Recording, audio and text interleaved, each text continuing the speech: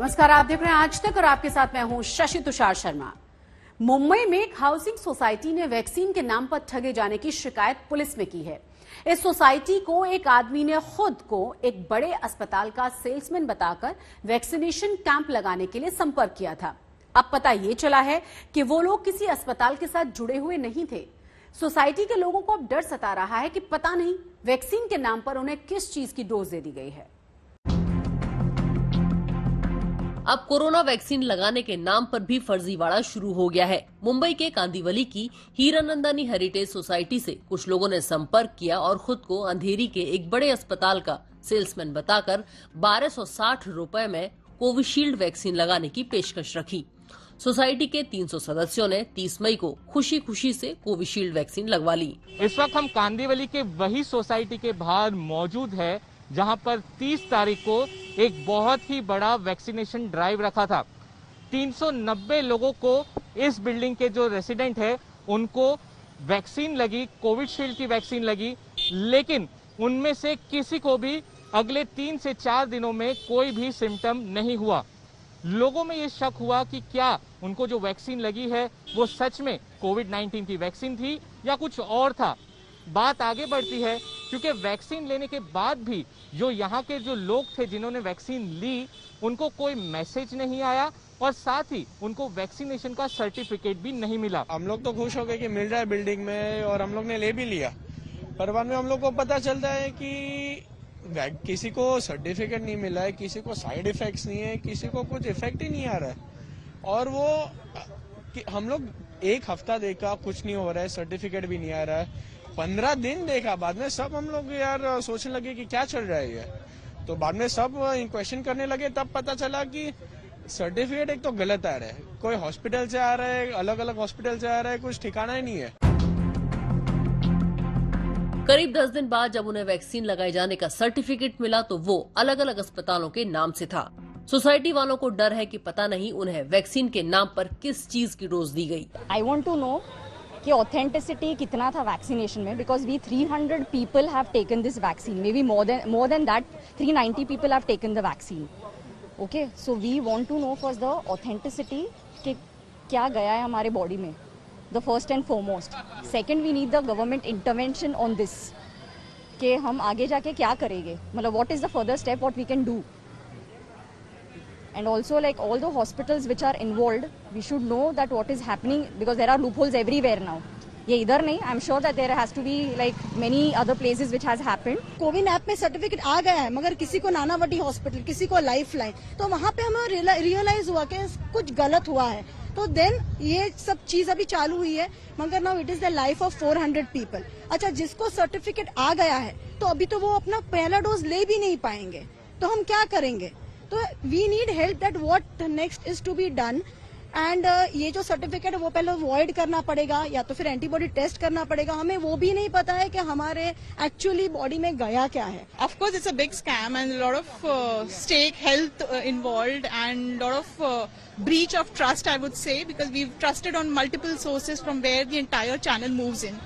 आज तक ने कोकिलाबेन और नानावती अस्पताल से संपर्क किया तो दोनों ही अस्पतालों ने हीरानंदानी सोसाइटी के सदस्यों के लिए वैक्सीनेशन ड्राइव से इनकार किया। नानावती अस्पताल ने तो कहा है कि वो इसके खिलाफ शिकायत करने जा रहा है। सोसाइटी वाले चाहते हैं कि पुलिस जल्द ही उनकी शिकायत की जांच करे ताकि उनके साथ जो हुआ वैसी घटना दूसरों के साथ दोबारा ना घटे। बिल्डिंग के लोगों का कहना है कि ये एक बहुत ही बड़ा वैक्सीनेशन स्कैम चल रहा है। मुंबई पुलिस का कहना है कि इस पूरे मामले की बारीकी की जांच करेगी, इस पूरे फैक्ट्स को वेरीफाई करेंगे। तमाम जो लोग हैं, चाहे वो अस्पताल से जुड़े हुए लोग हैं, बिल्डिंग से जुड़े हुए लोग हैं, सबसे पूछताछ करेगी और इसमें कोई भी इरेगुलरिटीज होगी तो उस पर तुरंत कार्रवाई की जाएगी। कैमरा पर्सन प्रशांत भट्ट के साथ सौरभ वक्तानिया, मुंबई आज तक। मॉनसून आने से पहले ही बीएमसी हर साल जर्जर इमारतों की लिस्ट तैयार कर लेती है। जान पर खतरा मंडराता हुआ देखकर लोग फिर भी शिफ्ट नहीं होते। मुंबई में रहने के हिसाब से ऐसे ही एक बेहद खतरनाक बिल्डिंग में रहने वालों से बात की हमारे संवाददाता मुस्तफा शेख ने।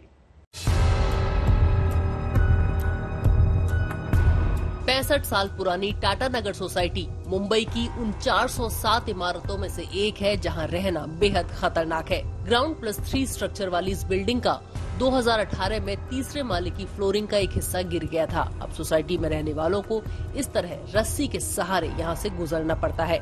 बीएमसी की लिस्ट में ये इमारत C1 यानी सबसे खतरनाक श्रेणी की इमारत में आती है। पूरी बिल्डिंग जर्जर हो चुकी है और काफी हिस्सा और भी गिर चुका है, लेकिन फिर भी लोग यहाँ रहने के लिए मजबूर हैं। इमारत में रहने वाले ज्यादातर पुराने दिनों में चलने वाली स्वदेशी मिल के पूर्व कर्मचारी हैं। 65 साल के महेंद्र कामले के पिता स्वदेशी मिल में वर्कर थे, मगर वो चूना भट्टी छोड़कर कहीं नहीं जाना चाहते और मुंबई के इस हिस्से में किराए का घर नहीं ले सकते। हम डर के जीते हैं, रात को नींद नहीं आती बराबर। अभी बच्चे लोग कभी आते जाते रहते हैं, कोई गैस सिलेंडर वाला भी नहीं आता ऊपर, तो हम लोग को लाना पड़ता है। हम लोग को कम से कम कुछ ये राहत नहीं मिल रही ना, किधर रहने को जगह या तो कुछ समझो। हम लोग उधर रहने को गया किधर भी 25,000 30,000 ऐसा भाड़ा हो रहेगा, तो 15,000 होगा, तो हम लोग नहीं दे पाएगा। बीएमसी चाहती है कि लोग जल्द से जल्द ये इमारत खाली कर दें, मगर बीएमसी इन्हें रीडेवलपमेंट तक रहने के लिए जगह देने को तैयार नहीं है। एक कोर्ट केस की वजह से टाटा नगर सोसाइटी के रीडेवलपमेंट में देरी हो रही है। यहाँ पे जो हाल में जो आदमी रह रहे हैं हमारे बाल बच्चे के साथ, ये बिल्डिंग इतना डिलेप्टेड है, कभी भी गिर सकता है। तो यहाँ पे आके या हमारी एक दरखास्त सुन के हमारे यहाँ पे रहने का एक प्रलंबित या किया जाए, या हमारे यहाँ पे रहने के लिए ट्रांजिस्ट, या यहाँ पे जहाँ पे हम लोग रह रहे हैं वहाँ पे हम लोग को ट्रांजिस्ट भी दे सकते।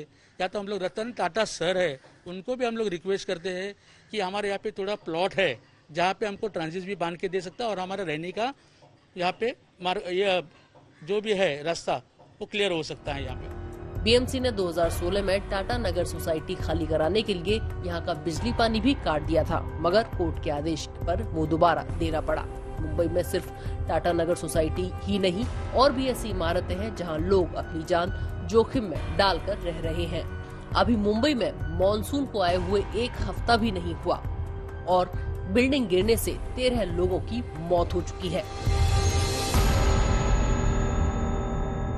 यहाँ के तीसरे फ्लोर का एक हिस्सा अगर आपको दिखाया तो पैसेज का जो आधा हिस्सा है वो टूट चुका है, और जो लोगों को जो 6 से 7 फैमिलीज इस फ्लोर पर रहती है उन्हें रस्सी की जो मदद है उससे ये जो है क्रॉस करना पड़ता है। 4 से 5 साल हो गया है पैसेज का हिस्सा टूटे हुए, अभी भी लोग यहाँ पर रह रहे हैं और रीडेवलपमेंट की मांग कर रहे हैं, जो फैसला कोर्ट में इस वक्त फंसा हुआ है। लेकिन उसके पहले मुंबई की भारी बारिश और कोई भी हादसा इस बिल्डिंग में रहने वाले लोगों के साथ हो सकता है। कैमरा पर्सन मंगेश आम्बरे के साथ मुस्तफा शेख, मुंबई आज तक। मुंबई में मानसून का मौसम पहले ही पेड़ों पर भारी पड़ता था, अब तो चक्रवात भी रेगुलर आने लगे हैं। ऐसे में पेड़ों को बचाने के लिए बीएमसी ने एक डॉक्टर अपॉइंट किया है, जो पेड़ों की बीमारी का पता लगाकर उनका इलाज भी करेगा।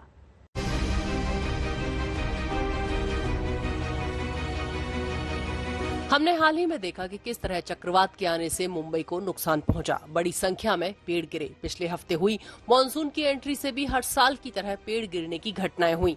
पेड़ कभी इमारतों के ऊपर गिर पड़ते हैं तो कभी कभी उनके नीचे राह चलता कोई इंसान या वाहन आ जाता है और वो भी हादसे का शिकार हो जाता है। पेड़ गिरने से लोगों की जान भी गई है। इस तरह के हादसों को रोकने के लिए बीएमसी ने पेड़ों का डॉक्टर, जिसे आर्बोरिस्ट कहते हैं, नियुक्त किया है। फिलहाल ये एक पायलट प्रोजेक्ट है। आर्बोरिस्ट का काम पेड़ की स्थिति की स्टडी करना और उसे ट्रीटमेंट देना है। ऊपर से नीचे तक पूरा विजुअली असेस करते हैं, तो उसमें स्ट्रक्चरल प्रॉब्लम क्या है, फिजियोलॉजिकल प्रॉब्लम क्या है, ब्रांचेस का क्या पैटर्न है, ट्रंक का क्या पैटर्न है, क्या बॉडी लैंग्वेज है पेड़ की, कैसे रिस्क में है या नहीं है, उसका गिरने के कगार पे है क्या नहीं, तो ये सब सारी चीजें विजुअली असेस करता है। ये आर्बोरिस्ट की खासियत होती है। और उसके लिए मदद लगती है, कभी कभी ये हैमर होता है, रबर हैमर है, इससे पेड़ के अंदर कुछ अगर खोखलापन होता है तो ये हैमर को टैप करने से हमें पता चलता है। तो इसमें अभी आपको इतना ज्यादा सुनाई नहीं देगा क्योंकि आवाज बहुत है यहाँ पे, पर जिससे हम इसको टैप करेंगे ये आपको हाथ से वाइब्रेशन भी पता चलते हैं। ये पायलट प्रोजेक्ट फिलहाल साउथ मुंबई के 200 पेड़ों के लिए है। पेड़ों की स्थिति जानने के लिए रेस्टोग्राफ समेत कई उपकरणों का प्रयोग होता है। ये नीडल पेड़ के अंदर ड्रिल होती है और ये इसके ऊपर डिस्प्ले होता है। डिस्प्ले में से पता चलता है कि अंदर कितना खोखला है और कितना हेल्दी है। तो मैं आपको एक बार क्विकली दिखा देता हूँ कि ये कैसे काम करता है। तो इसको मैंने इस पे लगा दिया, ऐसे पेड़ पे जहाँ पे भी प्रॉब्लम होते हैं हम डिसाइड करते हैं कहाँ पे लगाना है।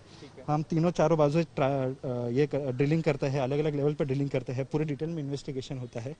पर अभी डेमो के तौर पे आपको दिखा देता हूँ। तो ये जिस तरह से अभी हाँ ये डिस्प्ले पे आपको रीडिंग आएगी। अभी चालू हो चुका है।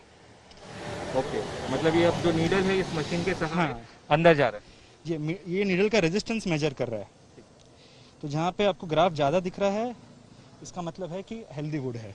जब ग्राफ नीचे जाना चालू होता है मतलब अंदर डीके का प्रॉब्लम है पेड़ के अंदर।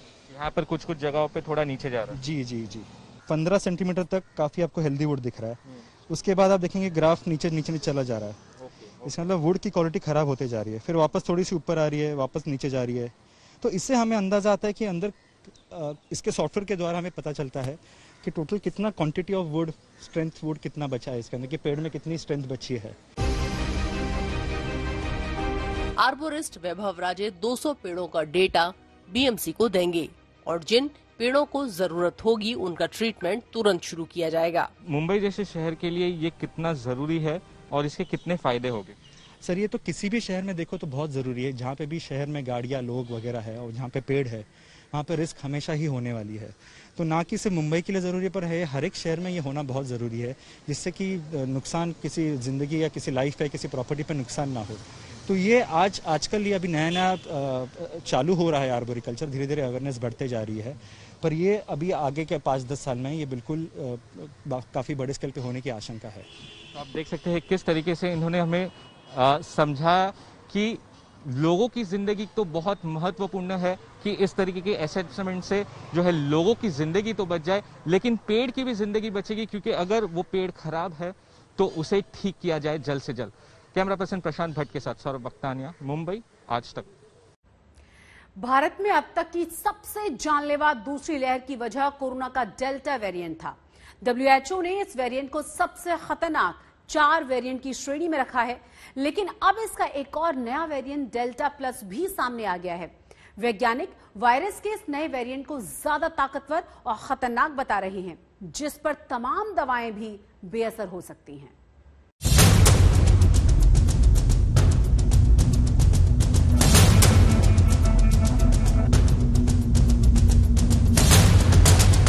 हमारा सामना एक ऐसे वायरस से है जो न सिर्फ रूप बदलता है बल्कि लगातार पहले से कहीं ज्यादा ताकतवर भी हो रहा है। कोरोना की दूसरी लहर में तबाही मचाने वाले वायरस के डेल्टा वेरिएंट का नया अवतार डेल्टा प्लस सामने आ गया है और ये ज्यादा खतरनाक है। वैज्ञानिकों के अनुसार अगर डेल्टा प्लस शरीर में पहुंच गया तो तमाम दवाओं को बेअसर कर देता है।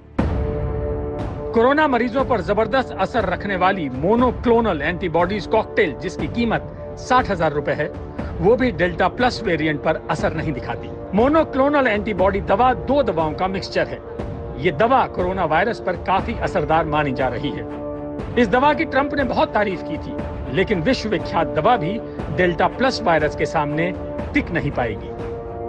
पब्लिक डोमेन में आया है कि इसकी वजह से जो मोनोक्लोनल एंटीबॉडी का यूसेज है उसको ये नलिफाई करता है किसी extent. So let's learn more about it. It is a matter of time. It is something which science should watch.